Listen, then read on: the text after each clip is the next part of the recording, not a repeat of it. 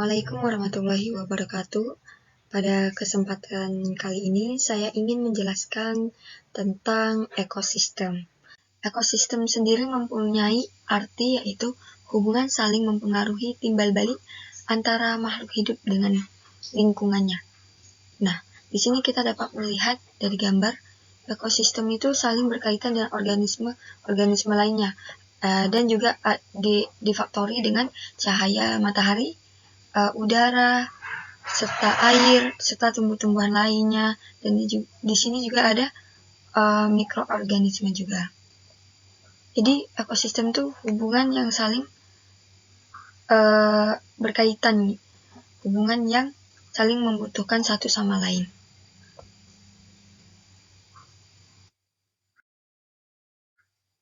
Nah, tentunya ekosistem ini memiliki ciri-ciri.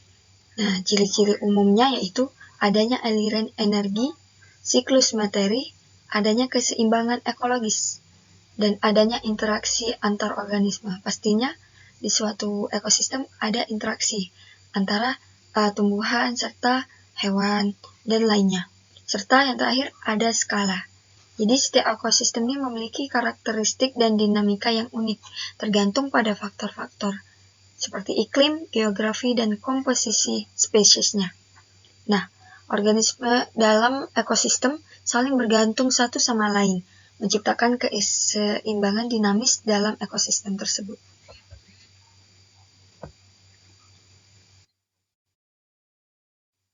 Nah, ekosistem ini terbagi menjadi dua.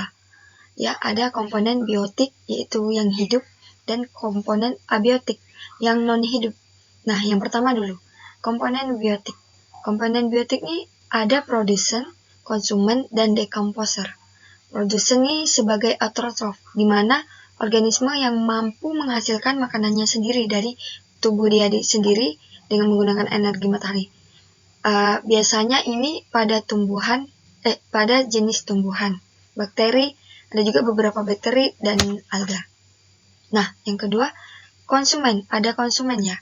Jadi konsumen ini merupakan organisme yang tidak dapat membuat makanannya sendiri, tidak seperti produsen. Produsen kan autotrof. Konsumen ini mungkin heterotrof,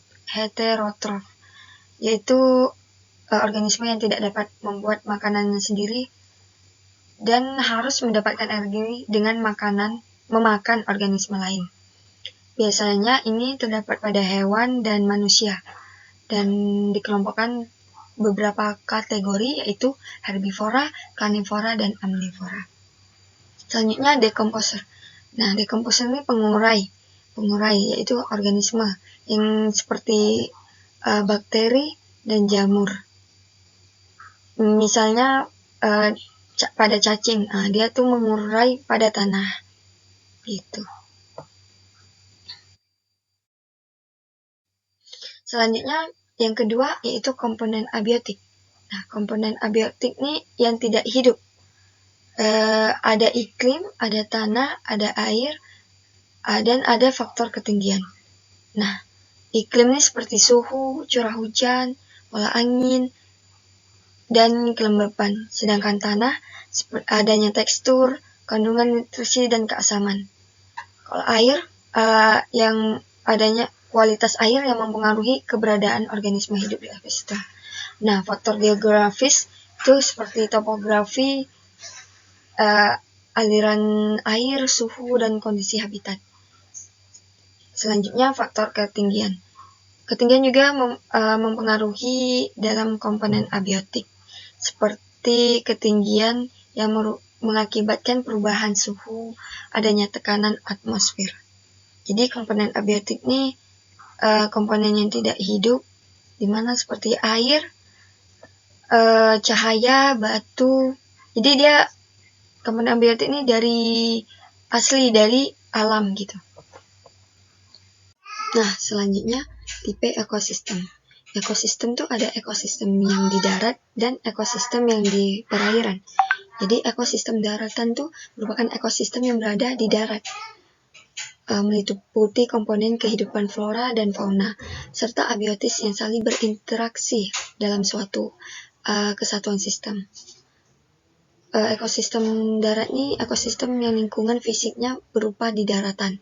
Jadi ada contohnya seperti hutan hujan, savana, gurun, ada taiga, tundra, dan padang rumput. Dan tentunya setiap suatu daratan itu memiliki karakteristik yang berbeda. Antara taiga dan padang rumput pastinya memiliki karakteristik yang berbeda. Nah, selanjutnya ekosistem perairan. Ekosistem perairan ini merupakan ekosistem yang bentuk fisiknya ini di perairan. Dari kecil hingga besar, yaitu seperti kolam hingga lautan. Sekelompok organisme yang saling berinteraksi, yang saling bergantung dalam suatu ekosistem perairan ini yang identik lebih di perairan. Nah, ekosistem perairan itu terbagi menjadi ekosistem air tawar, lahan basah, muara, dan ekosistem laut. Nah, timbul pertanyaan, kapan ekosistem dikatakan seimbang dan bagaimanakah ekosistem dikatakan tidak seimbang? Nah, ekosistem yang seimbang itu apabila semua komponen biotik maupun abiotik itu berada pada porsi yang seharusnya. Jadi jumlah sama perannya itu sesuai dengan porsi masing-masing dalam ekosistem. Dalam ekosistem itu pasti ada terjadi makan-makan antara hewan lain dengan yang lainnya. Kalau kita sebut dengan rantai makanan. Nah, jadi idealnya rantai makanan ini jumlahnya masing-masing harus sesuai agar ekosistem itu dikatakan seimbang. Nah, bagaimana ekosistem bisa dikatakan tidak seimbang? Ekosistem dikatakan tidak seimbang apabila beberapa atau semua komponen biotik maupun abiotiknya itu tidak berada pada porsi yang seharusnya dalam suatu ekosistem. Nah, jadi jumlah dan perannya itu tidak sesuai dalam lingkungannya. Contohnya, populasi pada tikus di sawah sedikit karena terus diburu oleh para petani atau banyak dimakan dengan ular kan.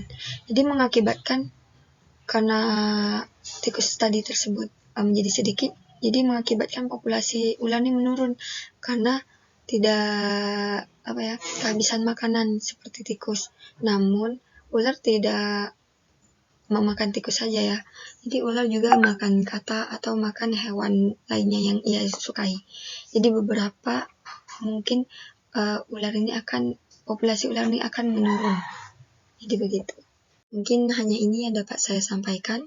Mohon maaf jika terdapat salah dan silap. Dan terima kasih karena sudah memperhatikan saya dalam menjelaskan. Dan akhirnya, Assalamualaikum warahmatullahi wabarakatuh.